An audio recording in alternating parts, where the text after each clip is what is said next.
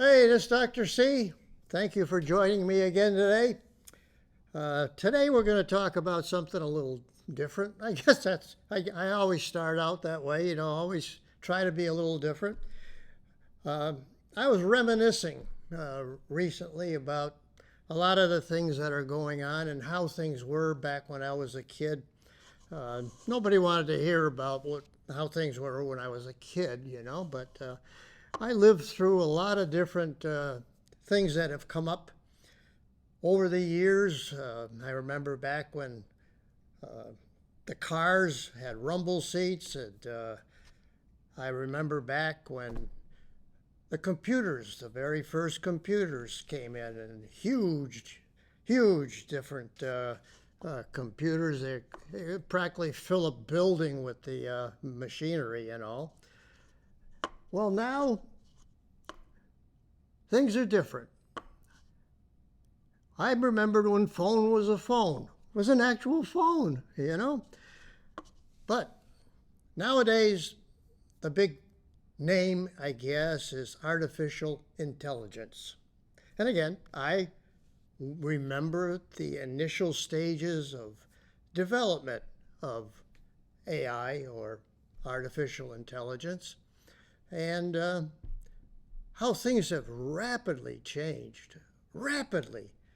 Huge amounts of money now being put into artificial intelligence, and rapid expansion with no regulation. So let's explore that whole topic, but I'm going to explore it in the realm of AI and medicine, basically. Hey, that's what I know most about, let's face it.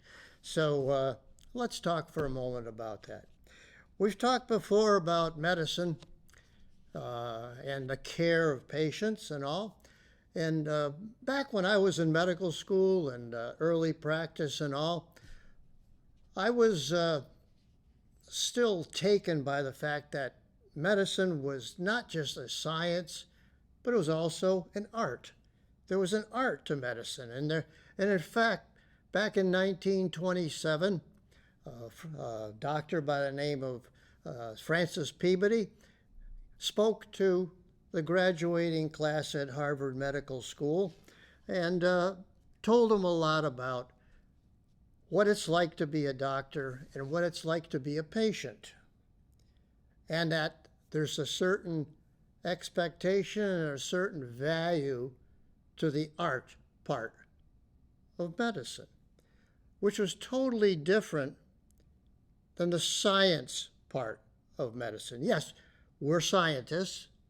We're not researchers, but there are, of course, medical researchers that are pure science. And we also, when you're taking care of patients as a primary care doctor, you have to use a bit of your art as well. Obviously, that's a lot more subjective as opposed to the science, which is purely objective. The human brain isn't just the intellect and all. There's also an emotional part to the brain as well. That's what distinguishes the human from other things, the emotional part. So that when AI came in and all, it was described as objective, of course, but precise, logical, rational, they say. It's not that we were practicing with our emotion irrationally, but this was pure rational, systematic, no change at all. And it was evidence-based. Evidence-based.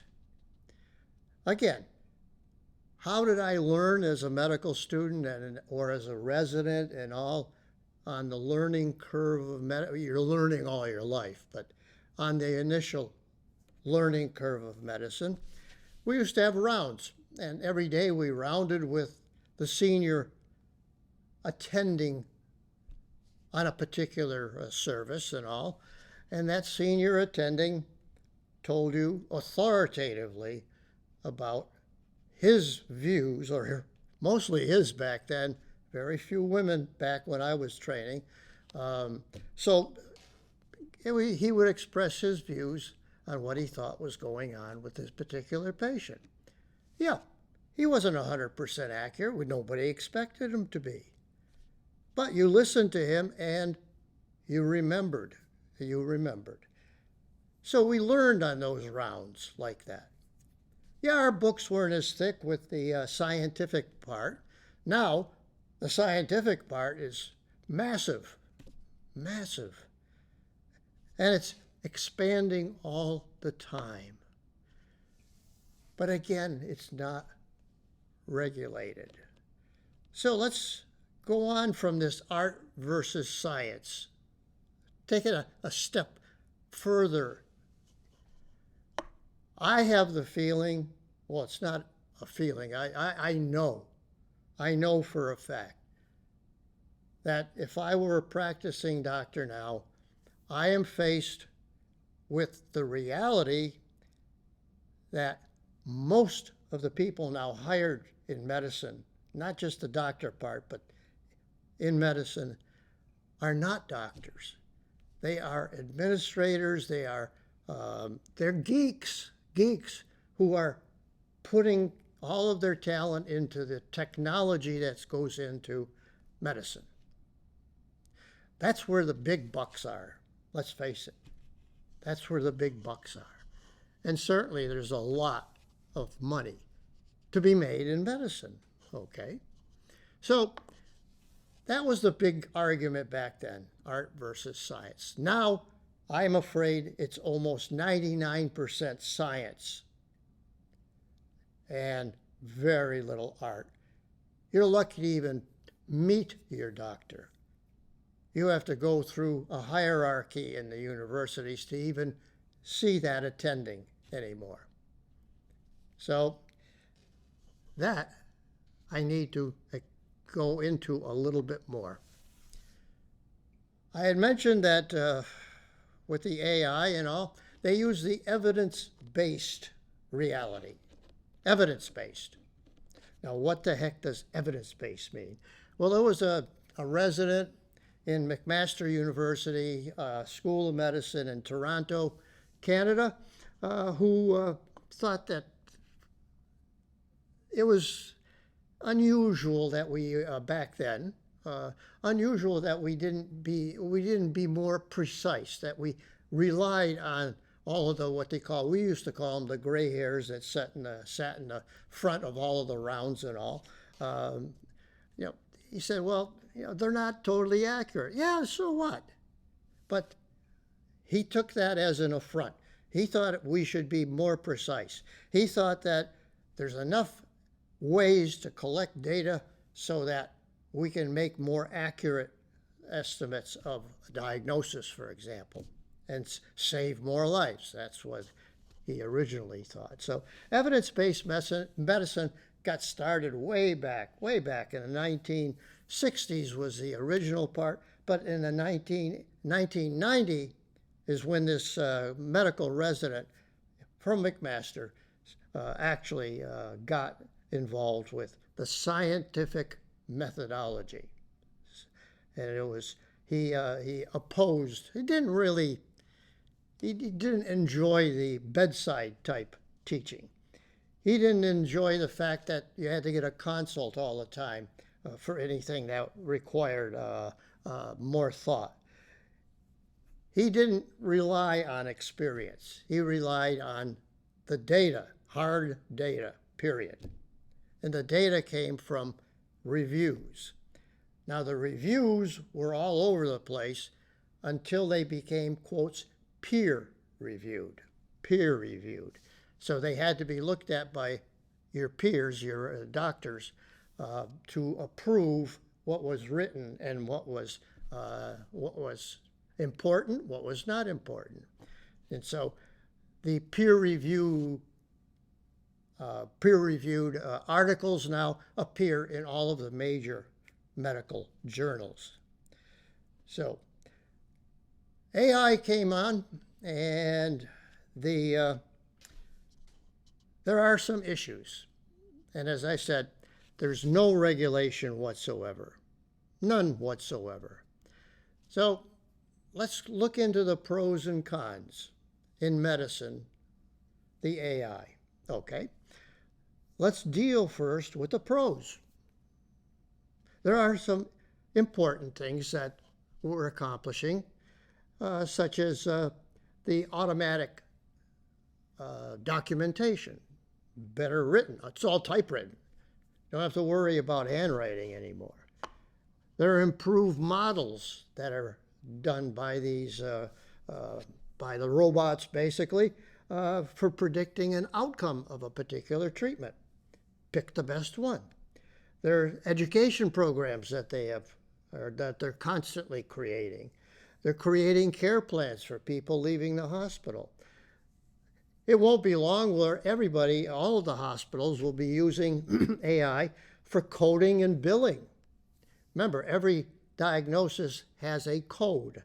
And so sometimes the higher the code, the better to pay. So that was a big argument right now with some of the insurers who got sued because they were over creating a lot of these new codes and getting a little more money that they shouldn't have gotten. So what else do the robots do? They can scribe. So now the doctors will just talk into a machine. They will scribe it, put it all in a nice, neat form for you in your record. They also, remember, all these things that have been created in the past, there are people who use it for proper purposes, and there are people who want to benefit from it and who use it for whatever it was not designed to do. So you've got to consider that, for example, if you needed a prior approval for a procedure that needs to be done, initially an assessment is made by a robot. And so prior approvals, claims, processing the claims that are handed in, whether you need to have a prescription or not. Did it get approved or not? Does it get onto a formulary or not? Those are all being done in accordance to the robots. Now that's a lot of stuff.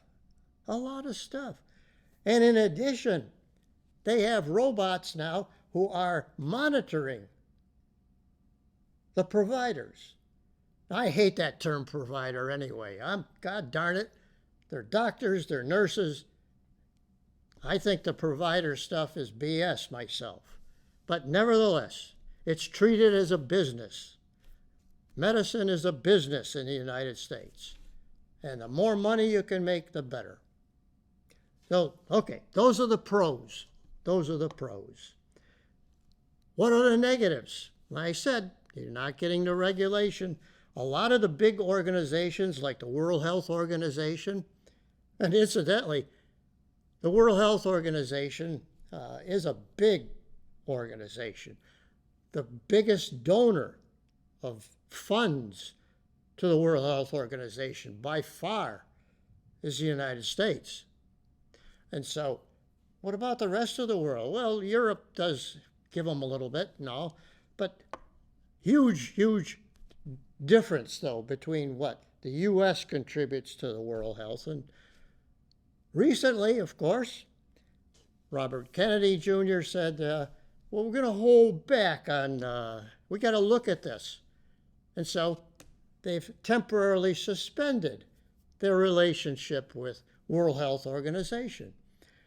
Remember back when COVID came in, we immediately didn't approve anything that the World Health Organization said about that. We had to prove it ourselves. We had to develop the vaccine. We had to do this ourselves, all U.S. And didn't we do a great job with COVID? Only 1.2 million people died. Total in the world was 6.8 million. We had 1.2 out of that. Yeah, we did a great job with that. It's because the politicians took it over. They took it over. And we allowed them to take it over. Oh, get on the bandwagon with that. What are the problems now with AI? Well, number one, there's a thing called singularity. That's when you reach a point when the robots suddenly know more than the humans. That point. Robots now possibly can control the whole ball of wax. What kind of safeguards are there? Well, there's temporary early on for transparency, for diversity, all that BS. Nobody is really getting to the crux of the issue, which is the robots are being fed information. Is that information accurate? In other words, there could be bias in the information that's fed to the robot. And the robot is just following instructions. They follow instructions to a T. And so, where is the regulation for that? Well, the World Health Organization had some guidelines, but again, it was just for safety and immediate effectiveness. And let's face it, it is good at getting all of the stuff down accurately and all. But again, what you feed into it is what's going to come out. Is there bias in the feed? Now, our wonderful FDA, Food and Drug Administration, they said, oh, well, we have over 1,000 different types of AI devices that we have to approve of. It's overwhelming, and that's about all they can say. Now, we're going to try to control all that. Okay. The AMA, oh, wonderful AMA. Well, they have a minimal policy, and basically they just want to make sure that the AI tools are true to what the purpose was in the first place, and that is to help the humans and get better or probably more efficient diagnosis and treatment, and hopefully save more people. So they want to look for responsibility. That's it. Oh, so what are the problems then, besides the singularity, which is going to become a bigger issue? And are they going to take over jobs? Job loss. Again, nobody's really seriously looking at that. Can it be used for scams? Oh, hell yes. The scammers love this stuff.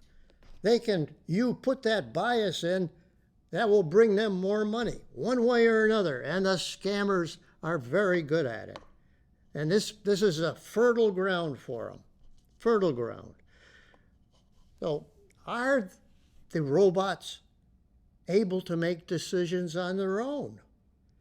There have been cases now where they have. Now we are beginning to see now that with the development of these robots again, we're seeing not just the technological advantage, but now they're trying to create emotional artificial intelligence. They're trying to instill emotions into the robots. How the heck can they do that? I was interested in how they might be able to, so I looked into that a little bit. The robots are given a huge amount of data. They can collect data on 24 hours 7. They're doing that all the time. And they're getting a huge amount of data. And now, some of that data regarding a person, a human, some of that data can reflect emotion in that human. You talk differently when you're mad. You talk differently when you're sad. You talk differently at different emotion levels. now they're beginning to train the robot to distinguish those emotions and then analyze and then act on that emotion. And they can do that very quickly. They can do it quickly. So that is part of maybe taking over the decision making in the future as well. Are there problems besides just the bias in the data? What about the privacy? Is there anything to control the privacy? Anything to control the security, possibly from cyber attacks? I don't know. What accountability does a robot have? Oh, I'm not really sure. Not really sure. Can they be sued? They don't have any money. Can they be sued? Can their company be sued? And there are hundreds of AI companies, hundreds of them. Oh. And all of them start out, however, under human control, but can they break loose from that? And what is their accuracy? We see articles all the time about they're better than a human. And they always refer to when a robot beat Boris Kasparov in a classic chess match. So, my gosh. But is that always accurate? I don't know. So basically now you have AI chat box, the chat box. And that has embedded in it this element of emotional AI. They may be called virtual assistants, whatever you want to call them, but basically they use the chat box. And so they detect emotions, they tailor their response, and they can give feedback to whoever needs the feedback from that. So this is very interesting in a way because they're trying to mimic the human brain, trying to mimic it. And intelligently, they surpass intelligently. They are, with this emotional AI, now trying to take over the emotional part as well. Now, back when I was a med student and all, we knew there was an intellect and everybody had a will. And I'm not talking a legal will, I'm talking will and intelligence. But the intelligence was basically different. The emotional part was different. And so it makes it very interesting to think what can we do? What can we do? There are studies now where they've plugged in the robot to get the data and all using medical education. They used Yale law students in this one particular study and looked at it with standardized tests. And lo and behold, if you fed the computer the correct data and all, they did just as well as the med students, and in some cases even exceeded the medical students from Yale. Supposedly, they're the best in the business. Who knows? I don't know for sure. So, are we relics of the past? Am I a relic? Or are we going to accept cookbook medicine? Because that's what it is. It's really cookbook medicine. And can you instill an element of what we call empathy, a feeling for somebody else, and then based on that feeling, make a decision that would be probably a better decision in the long run for that patient? I don't know. It's not black and white right now, but we are rapidly going to have to deal with it within a couple of years. It won't be long before that emotional AI will be embedded into all of the stuff that the insurers want. It's the insurers that are really pushing for this emotional AI. Now, don't think that the insurers are the white horse. Don't think that they're for you. They're for themselves. They're for the bottom line. That's what they're all about. We can complain. We can complain about, for example, all the middlemen who are in medicine. They're not doctors. They're just middlemen in medicine. And they help to make a better and a bigger profit. And now they themselves are making as big a profit practically as the insurer. And so pharmacies feeling it, medical equipment places are feeling it, and certainly the patient is feeling it. There's no question about that, because their bottom line is different from what I perceived as a bottom line in medicine. I tried to keep to the Hippocratic Oath. I try to keep to it. That does involve a lot of art in medicine. And I don't think they can ever take that away. When a person goes into medicine, they dwell on both. They learn the science in the hospital, then they get out into practice, and now they've got to deal with the individual patients, their families, and they got to know their patients well.